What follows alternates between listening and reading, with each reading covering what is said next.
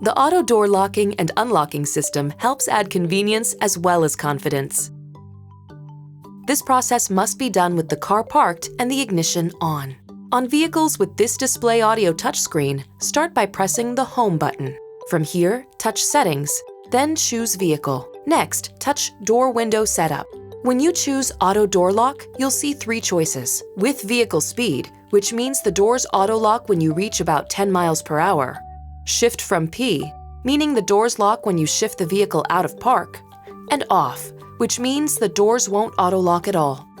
Touch your choice to select it. Now, scroll down to the bottom and touch Save to confirm your choice. Now, press the back button, and from the Door Window Setup menu, touch Auto Door Unlock. Here, you get 4 auto unlocking choices. The first is Off, which means the doors won't unlock by themselves at all.